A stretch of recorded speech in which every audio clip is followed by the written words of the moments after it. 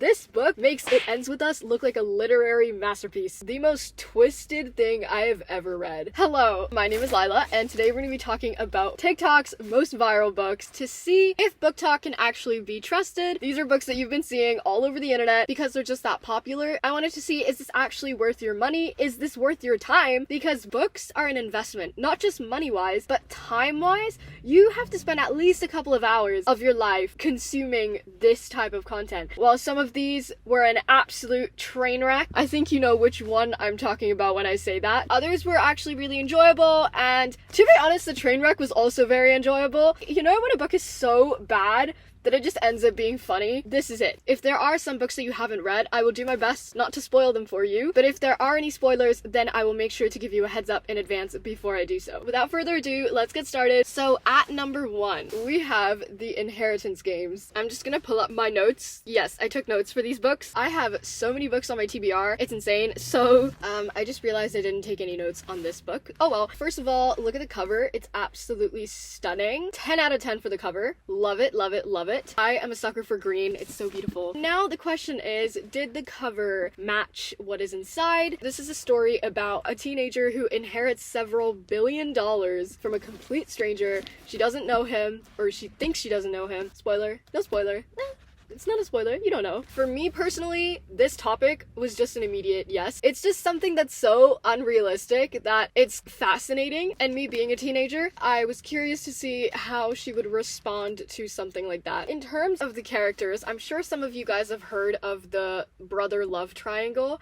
I was not aware of that. To try to keep my reviews as objective as possible, I try my best to not find out anything about the book in advance, so I didn't know about the love triangle until someone kind of spoiled it for me. If you are looking for a romance novel, this might kind of be something for you. It really depends on how much you actually prefer romance, because the overarching theme of this book is definitely her experiences. The whole concept of her inheriting billions and billions of dollars, that's like the main focus of the book. So there is a little bit of spicy stuff that goes on, but for the most part, it is focused on the main character, Avery Kylie Grahams. Now let's talk about the love triangle. So the old man had grandsons, and she's expected to live with them for a year. That's like the terms of the will that the man left behind. Like, basically, you can have this money, but you have to stay with these people in this house for a year, even if they try to hurt you. As for the love triangle, it was every brother love triangle ever. It was giving the Salvatore brothers from the Vampire Diaries. The love triangle is present a lot throughout the book. It's kind of like she's weaved that story in alongside Avery's story, because, I mean, it all revolves around Avery, right? And because they are the grandsons of the billionaire, she's naturally connected to them. It is a bit cliche, but she made the story so that she can have this love triangle going on simultaneously. So it makes a lot of sense for her to have a love triangle, just to, you know, keep things a little more interesting. There were some moments that were cliche, like I said, overused, like tropes that you just see in every single love triangle, but overall it was enjoyable. So the two guys are Grayson Hawthorne and Jameson. I don't know how to say that. Is it Jamison? Is it Jameson? I think it's Jameson now because my sister roasted me for calling it Jamison. But anyways, these two guys both seem to like Avery, but there's a catch. There was also someone before Avery, and they shared mixed feelings for her as well. So this is basically like history repeating itself, and that's why it reminds me of the Salvatore brothers so much, with like Catherine and Elena. I think the author read or watched the Vampire Diaries before writing this book because the concept is like so similar. So I guess that's the reason why I was like interested in it, because I'm a fan of the Vampire Diaries. One of the things I did not like about the love triangle is that in these types of books, there's always kind of this trope or this thing that happens where the author always paints the guy as really good initially, and then she just makes him do something just so out of character that's so bad just in order to propel you towards the other guy. For example, this is a spoiler in 3, 2, 1. So Jameson, first, he's charming, he's funny, it's like he's fun to be around, he gets your adrenaline going. Compared to the rest of his family, he was very nice to her, but then it's so predictable. You can tell that the author is just going to make this guy do something dumb, and it's completely out of character, and that's exactly what happened. Like, he ends up just being really shitty to her, dumb things, things that end up turning her away and making her go for Grayson instead. It's so predictable. Like, if you really want us to root for Grayson, that shouldn't have to come at the expense of Jameson's character. So, like I said, every brother love triangle ever, it's like one guy has to be good and the other guy has to be bad. Grayson in the beginning is rude, is not nice to her, but then he has that flip. I get what the author was trying to do, but it was way too predictable. I do like Grayson. I think the character shift and he does show growth and he's like changing as a guy, but you know it's coming with this type of book. So that was my biggest pet peeve. I feel like she could have done a little more to like distance herself from the traditional brother love triangle trope and kind of make it a bit more interesting. Like I said, there's always like a bad guy and a good guy in these tropes. I feel like if you want us to root for Grayson, then rather than painting Jameson as bad, make Grayson better. Now, for the characters, I personally really like Avery Kylie Grahams. This is one of the smartest female characters I have seen in books. The concept itself is so unrealistic that itself presents one of the biggest challenges. As the author, she has to really make sure that she gets all of her facts in check. She wants to paint the story as realistically as possible, and I think she surprisingly did a good job for that. Like, when I was reading, I was just making like a mental note of anything I came across that was a bit weird or that, you know, didn't align with the story too well. I was kind of like subconsciously on the lookout for any detail that would just immediately give away like, okay, this is super unrealistic, but she did a really good job of painting it as realistically as possible. She went into like a bit of detail painting the entire picture, how this girl is like surrounded by lawyers and her publicist and her stylist and people coming for her. This story is very similar to like winning the lottery. So I think she really drew upon that, like what happens when someone wins the lottery, you know, how do their friends, family, and people in their life react? And I think she used that concept for this book. You can see it happening, right? You can visualize what she's telling you in the book, and I think that that's a really cool thing. Jennifer Lynn Barnes, I think she did a good job of painting the story and trying her best to keep like the details intact. I will say at the end it ended up being a bit confusing because there were parts where I was literally like, wait, what just happened? I would reread the pages, but it still wouldn't make any sense, and this happened multiple times near the end of the book. The book was going really well, and then all of a sudden there were these like loose ends that she never really like talked about. There were certain parts of the mystery that she just kind of like completely skipped over. She didn't bother explaining them at all. So I was very confused at times near the end. So that's why I'm gonna give this book a 4.5. Overall, I think it was pretty great. I definitely will be reading the other two books in the series, but just like the mess up at the end, it was not great. I do hope that the second book is a bit better in terms of dealing with the mystery. Like, when you're writing a mystery related novel, you have to make sure that you get your details in check. You can't have loose ends here and there. You really have to think about what it is you're writing, the story, does it actually make sense? Another thing is like Avery Kylie Grahams is very smart. She is likable. There's like a part of her story where she's helping a homeless man and she buys him breakfast every morning, and it kind of sets up her story and her character really nicely. Overall, she's likable.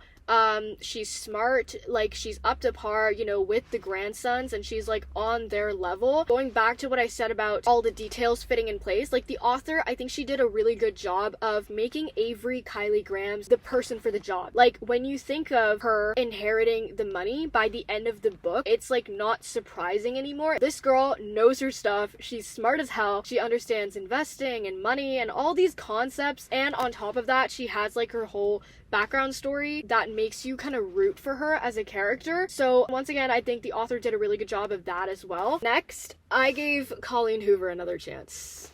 The mental reasoning behind this decision: if you watched my books video from 9 months ago, I read It Ends With Us, and that was my first step into the world of Colleen Hoover, and it was something. I had mixed reviews over that book, but seeing as it was the first and the only book I've read from Colleen Hoover, I felt like I was being a bit too harsh, a bit too judgmental, and so I didn't check anything on the internet. I didn't look at any reviews. I didn't read the back because I wanted to keep my opinion as objective as possible, right? And man, was this a train wreck. This book makes It Ends With Us look like a literary masterpiece. The most twisted thing I have ever read. This is coming from someone someone who watched Game of Thrones at a really young age. I've read about incest. I've read about a lot of things that I probably should not have been reading about, especially when I was a lot younger. I've had my fair share of twisted stuff, but never have I ever read something so twisted and so explicit. I think that there should actually be a warning for this book. It Ends With Us also had a lot of scenes in it and the domestic violence and whatnot, and it was kind of like being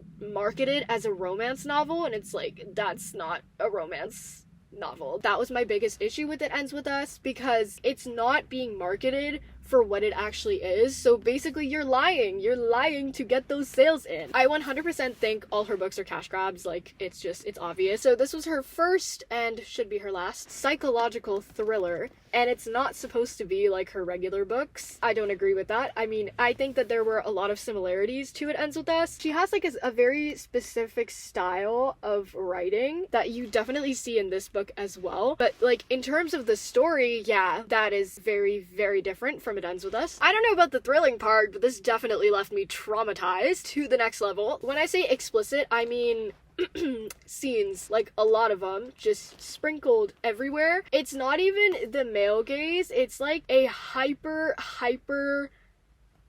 version of the female gaze. Some of the things that are written in this book are just, I will say, with Colleen Hoover, we can say what we want about her writing, but I can see why her books are selling out. Like, I read this book faster than I read any of these other ones, because she has a certain way of writing that just instantly keeps you hooked. And I said this in my It Ends With Us review as well. I found myself reading that book during chemistry class every chance I got, just rapidly trying to get through it, because she keeps you hooked from the first page to the very end. That's like why I feel like there's potential in her writing style. It is very simplistic, I will give you that, especially for like a psychological thriller. Given that she's covering really, really intense topics in her books, her writing style should not be that simple. One of my biggest pet peeves was definitely her use of italics. Literally every single page. Like, why? This reminds me of how I used to color code and underline words in my essays back in like grade 9, grade 10, because I really wanted to emphasize like details to my teacher, and then my English teacher called me up and he's like, girl, you gotta like stop. Like, I'm an English teacher. I will understand what you're talking about. You don't need to be highlighting and italicizing and emboldening every single word. It's giving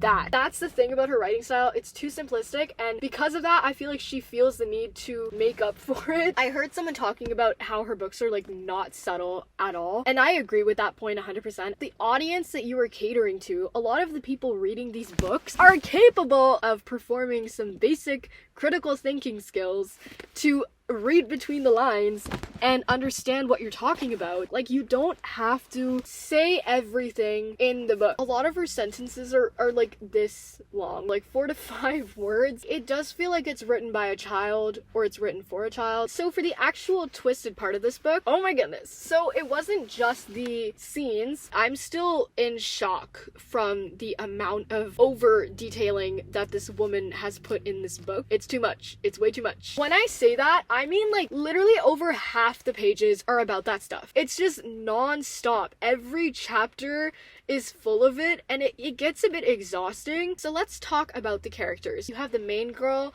Her name is Lowen, and she's a writer. She's called in by this guy whose wife is also a writer, and her name is Verity. Yes, that is the title of this book. So Lowen is called in by this dude, Jeremy, whose wife is now disabled because she got into a car accident. So Verity is supposed to be disabled, and so she can't finish her book, and so this dude, Jeremy, hires Lowen to come and complete the book. And then obviously, it being a Colleen Hoover book, she finds an excuse to somehow get Lowen and Jeremy together in Jeremy's house, which is in, I believe, another state. It's just far. It's like a 6-hour drive. So this woman drives 6 hours to go to this creepy house in the middle of nowhere, and she decides, you know what, it's a good idea for me to stay here for several weeks in a complete stranger's home. So that's basically like a little synopsis of the book, and from there it is just chaos. Then she finds something from Verity, like a piece of writing that reveals, or is supposed to reveal, more about her character and just some of the most twisted stuff I have ever seen in a novel. I'm not a mother, obviously, but I can't imagine reading this book as a mother. I feel like it would trigger trigger a lot of people. Some of the things that she like talks about, it's absolutely insane. Like, I would not recommend that mothers read this book. Spoiler alert, she talks about like a forced abortion and just some stuff. I get that, you know, she's the villain. Verity is supposed to be like the villain, the antagonist in the book, but it's a lot. She's included a lot of different perspectives, but as usual, like, the writing got sloppy at the end, just as she did with It Ends With Us. I feel like It Ends With Us could have been a really good book had she just changed the ending. Not every book has to have a happy ending. So with this same thing, the writing got really sloppy at the end. I feel like she was just bored. Like, it was giving, I'm bored, I need to wrap this book up quickly so I can work on my next cash grab. So I made a list of all the things that were psychotic about this book. Plot holes, things that didn't add up, things that shouldn't have been there. Number one, this book has a crazy hook as usual. This one starts off with a man's head being blown off. Way to start the book, Colleen Hoover. Obviously something like that is instantly gonna get your attention, but the thing that I find hilarious is that hook had absolutely nothing to do with the rest of the plot. It's barely mentioned again, completely irrelevant. She tried to tie it in with Lowen, the main character's issues with sleepwalking, but honestly, she just did a terrible job of that. As crazy as the hook was, I completely forgot about it pretty much immediately into the novel. This is why I think her books are cash grabs. I feel like she doesn't put any thought into what she's writing. Like, she just right. So one of the biggest plot holes and like things that I found very weird was like, Lowen is this random writer that isn't selling any books. Why is she being selected for the role? Spoiler alert, 3, 2, 1. Later, Jeremy reveals that he's the one who picked her, even though he announced that Verity was the one who read her books and loved her. In reality, it was Jeremy who picked Lowen, and he really liked her book, and he kind of fell in love with her writing. But, like, how did he even come across her books when she's barely selling them? Like, this woman can't even afford to pay her rent. Her books are just not working out. Like, she's a writer. She does this for a living, and yet her books are just not selling out. Why would he select her for the job if her books are shit, pretty much? And then he offers her a crazy amount of money for her book. Again, this author, no skill, the opposite of a best-selling author, no connection to Verity whatsoever. Why is she being selected for the job? Doesn't make any sense. Also, a side note, like, I can't imagine people listening to this on an audiobook. Like, the scenes are so embarrassing and graphic and explicit. I would literally die of laughter. This is something that you can't read or write with a straight face. I don't know how she did it, man. Now, the rest of these are spoilers. These are for the people who have already read the book or who are not planning to read the book. So before Jeremy kills Verity, he strangles her, chokes her. That's gonna leave marks on her neck. This is like such terrible mystery writing. She's trying to make it like a thriller, mystery, whatever. Like, if you want to write about this stuff, you have to plan it in advance. How can you let such a big detail go? The autopsy is going to show that she was choked and she was strangled and that this was murder. Number two, like, there's no attempt at communicating. He just flat out tries to kill her. He is very shady. Jeremy is shady. I get that. Like, she's trying to like build a plot around that and like make him the bad guy. But like, he just straight up kills the mother of his children. Next thing, I know how some people are team manuscript. This kind of makes you team manuscript. When Crew tells Jeremy that Verity told him to hold his breath, it really seems like she's trying to cover herself because like Crew is the third party here, right? He's the kid. He's like the neutral perspective. We don't know if Jeremy could be in the wrong or Verity or Lowen or all three of them like are psychotic on different levels each. But Crew is the child. He's like the third party. He's the neutral one. The fact that he has this memory of Verity telling him to hold his breath, even though in the letter at the end she tries to spin it around and say, oh, I just told him that while the boat was tipping over. Like, that doesn't make any sense, right? I think that's the one thing that gives her away as the villain, as the antagonist, and it definitely makes the manuscript seem more real. Another plot hole was like, why did Jeremy keep Verity alive if he's the one who drove her into the tree and he tried to kill her multiple times? When she wakes up and is seemingly faking her coma, there's like a detail in the book that talks about how Jeremy suspected her faking her coma. How does he go from literally trying to kill her to bathing her and washing her and taking care of her? And he's been doing this for several months before Lowen even comes into his life. Like, it does not add up. Because this is such a fast read and she keeps you hooked throughout the book, when you first finish this book, you're like, this was a pretty cool read. Like,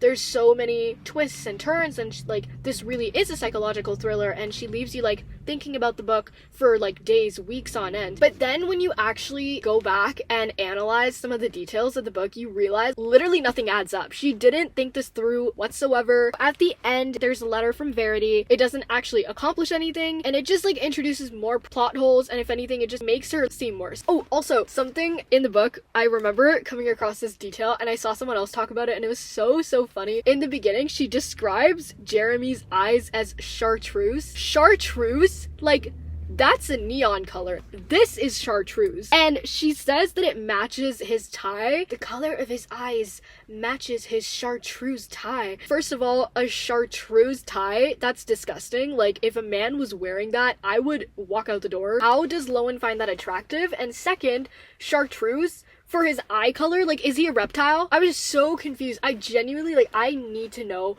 what was she thinking when she wrote this? Am I getting the wrong color? Because when I search it up, this is what chartreuse is apparently. Overall, like I said, this book was a train wreck. But what do you expect? It's Colleen Hoover. I don't know why I put myself through this again. I think Coho books are definitely the TikTokification of books. This, to me, is like TikTok in the form of a book. I think her books are meant to be consumed as quickly as possible, just like TikTok videos, and they don't really accomplish much, if anything, at the end of the day. So like, no wonder BookTok loves them. You can just tell by the insane volume of books that Colleen Hoover has already produced and that you like come across in the bookstores, that she's not prioritizing quality. These are 100% cash grabs. Like, if you want to read like quality pieces of literature, this is not the way to go. The TikTokification of books is alive and well. I just find it so funny that these books are like selling out in bookstores time and again. It's ridiculous. Thankfully, I did not contribute to that. I mean, technically I did. I got this from the library. I got all my books from the library. If I had spent my hard-earned money on this book, I would literally cry. So I'm very glad I didn't. This is like 24 bucks in Canadian dollars. Like, I can easily buy like 10 French vanillas with that money, and I will do so while I'm reading a book that is not by Colleen Hoover. Alright, the next book is not Shadow and Bone. The next book is Six of Crows. Oh wait, I forgot to give that one a rating. Verity, I can't give it a 0, so I'll give it a 1.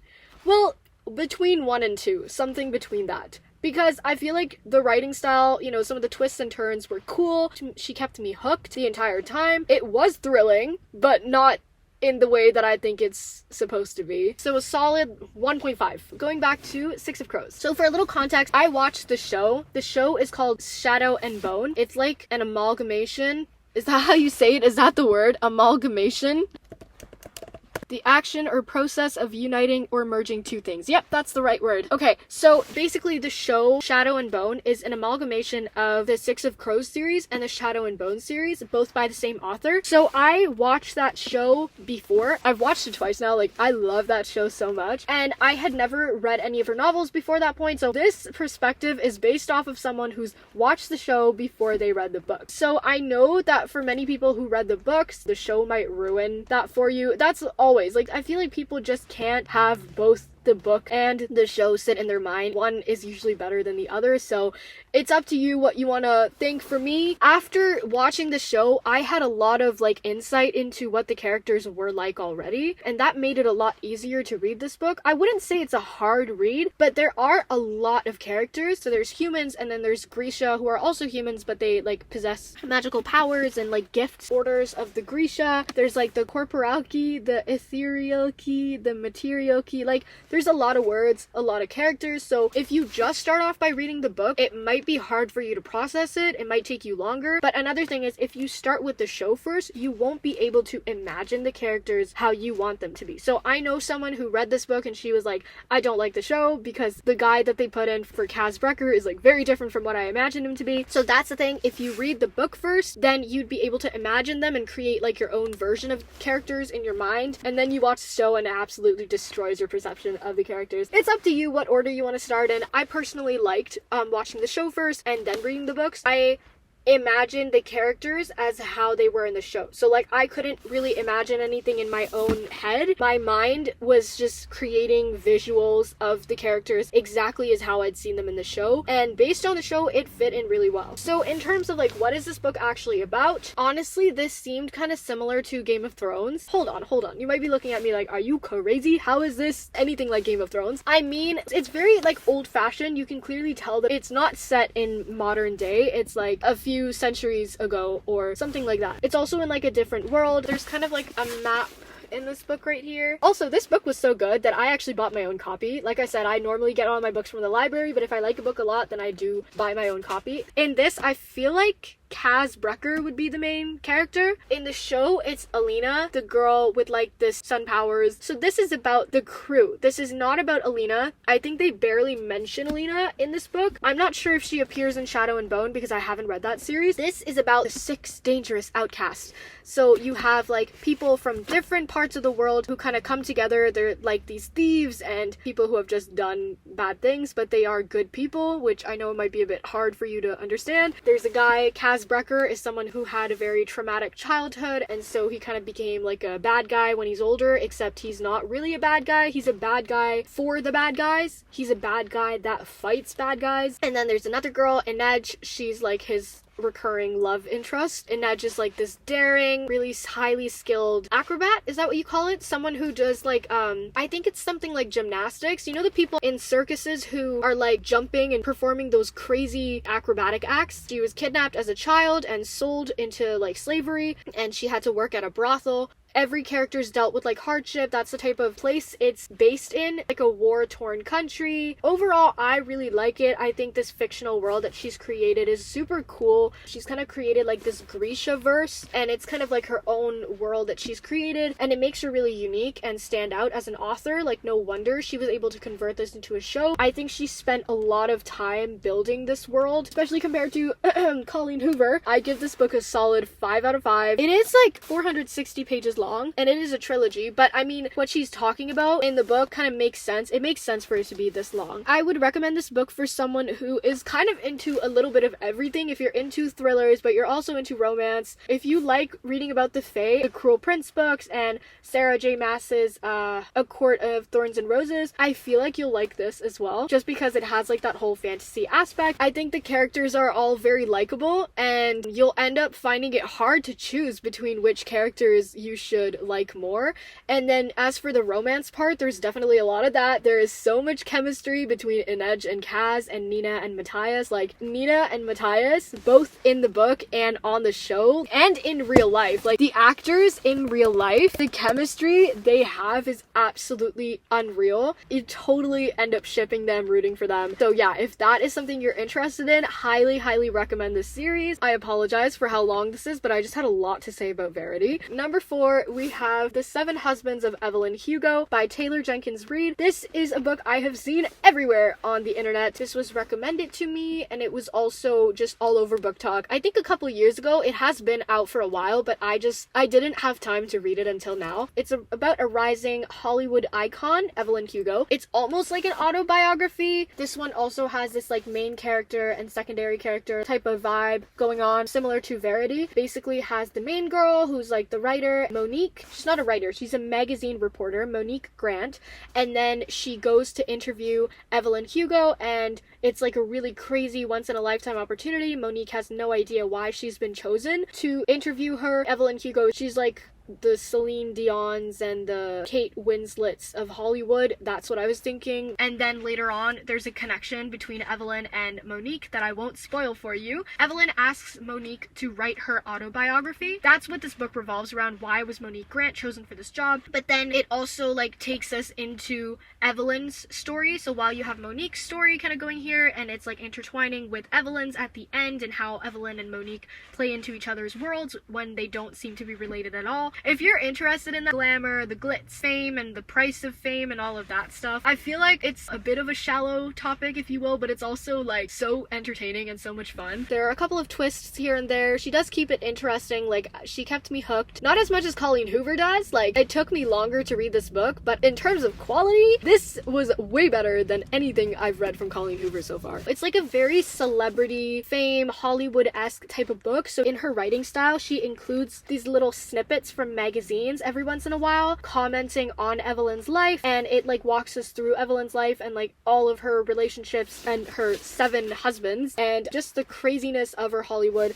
life. This actually reminds me of more than Celine Dion or Kate Winslet. This reminds me of Elizabeth Taylor and also the woman who played Scarlett in Gone with the Wind. And I think this is based off of Elizabeth Taylor, if I'm not mistaken.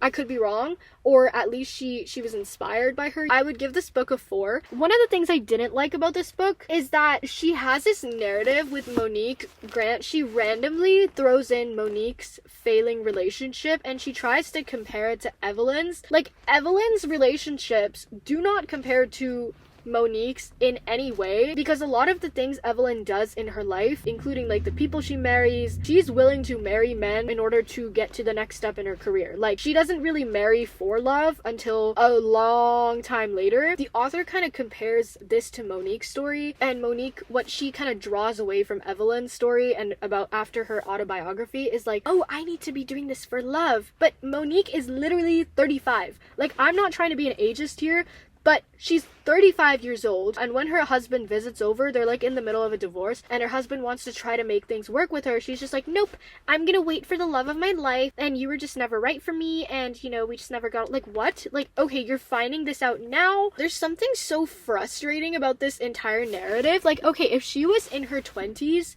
she can do that. She can be like, yeah, you know what, this was too early, like, I'm gonna go and meet up with someone else, I made a mistake. But she's not in her 20s. She's a 35-year-old woman living alone in her apartment. She doesn't really have anyone else around her. She does feel loneliness, like she talks about the emptiness of her apartment. I don't like this idea of just one day deciding, oh, we were actually never meant for each other. Like, that's why our marriage didn't work out. I'm not saying if you like get a divorce then you're a failure, or if a marriage doesn't work out it's a failure and you can never go back from that. Absolutely not. You can and you should, but the way she goes about it, like, she doesn't even try to repair her relationship with this dude, and she straight up just tells him that you just sucked, even though in comparison to some of Evelyn's husbands who were just awful, like terrible, and she had every reason to divorce them, this guy hasn't really done anything except for like not be the right fit for her. I don't really know how to explain it because I am very young and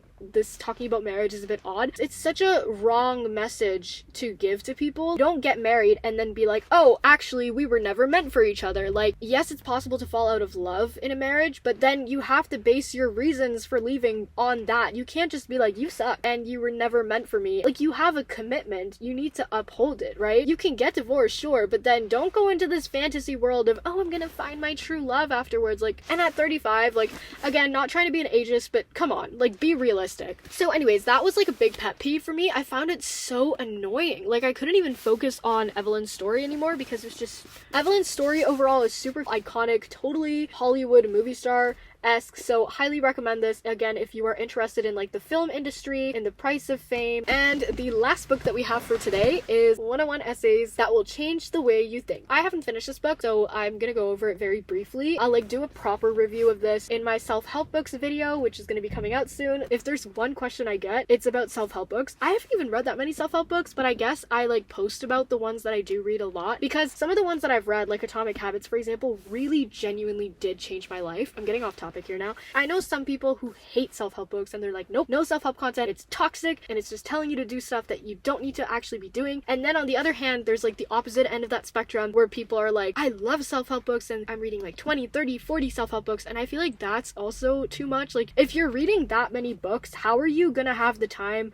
to implement what was actually said in those books, you know? So I feel like there's two extreme ends of people that I normally come across when we talk about self-help books. So I'm kind of right in the middle where I'm like, like you want to go for quality and quantity, you should read at least a few self-help books, because there's a lot of different ways, there's a lot of different aspects within the self-help niche. It's like there's habits, okay, creating habits and self-improvement in that sense. Then there's finances and self-improvement in that area. There's your whole mental health aspect, improving your mental stamina. And then there's like getting smarter, getting better at like your academic fields and being more productive and yada yada yada. And then there's like the physical aspect of that, being more disciplined and active and fit and like maybe going to the gym or whatever. And then there's the emotional side. I would categorize like getting better at making and upholding friendships and relationships, your overall emotional intelligence when you go outside and increasing that and improving on that. Like there's so many areas within self-help. Like maybe one self-help book isn't really going to give you enough insight into the world of self-help, but also you don't need to read like 20 in order to benefit from self-help books. I'm like right in the middle. I have about like 3 to 5 that I really keep on the back burner. These are just quality books that actually have made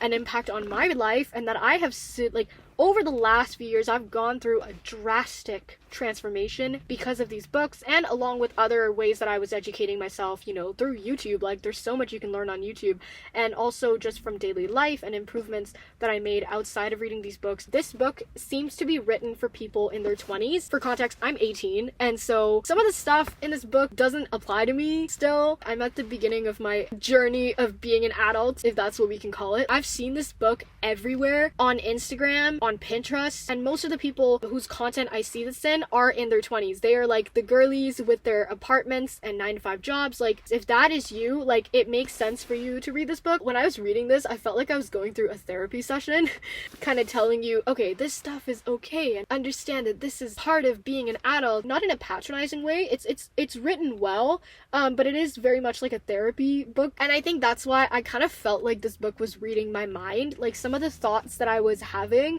dealing with like imposter syndrome. I've had this book for a month now, but I just started reading it. Some of the things that she just said, I needed someone to like tell me that. If you're looking for like free therapy, like this book can help you out with that. So far from what I've read, Brianna West doesn't like shy away from harsh truths about life. She really like goes into detail about them. Something interesting she said is that happiness is a choice. She makes statements that really make you think about life, about your life especially. I feel like this book is more of a mental exercise to help you grow as a person. Is it boring sometimes? Yeah, it is actually. Like, especially if you compare it to like some of the other books, like Sif Crows, like those are like really entertaining to read. Self-help books, especially like this, they're not always fun to read and low-key boring sometimes, but it also did help me. And since I read this, like I have been happier, not just because I read it, but because I actually tried to implement some of the things she talked about. Also, branching off of that, she provides evidence for not every claim, but a lot of the claims she makes in the book, she does provide evidence for them. So for example, the happiness is a choice one, she actually talks about a psychologist and studies. One of the things she said about happiness, for example, was that there are like 3 to 4 different ways that you obtain happiness. She went into detail about that, and so I tried out those ways, and I've noticed like just in the last couple of weeks I've been happier, and not just happier, I feel like, but more content. Like my mental health has been pretty stable, pretty balanced, even though I've had problems and issues like going on in life, because that's life, but I feel like I'm better equipped to deal with them. So yeah, I think, you know, if you read these books and you actually implement their advice, I'm a firm believer that it can help you, but it just really depends on your situation, on your circumstances, who you are as a person. I would highly recommend giving them a try at least, especially if it's something that you haven't really read. I will say one thing to note is it's a bit of a hard read. Some of the words she uses, I read books, but I still found this hard to read a little bit. There are some big words in here, so take it slow, give yourself enough time to read it. Don't just like skim through it. Actually like pay attention to the words, and if it's taking you longer than usual, like understand it's okay. That is it for the review. Thank you so much for watching. My back is killing me. Let me know if you want a part 2 of this, because there are so many books that I missed that I haven't read yet, that I've seen all over BookTok, all over BookTube, bookstagram, whatever you want to call it. Is there one for Pinterest? Book interest. I don't know.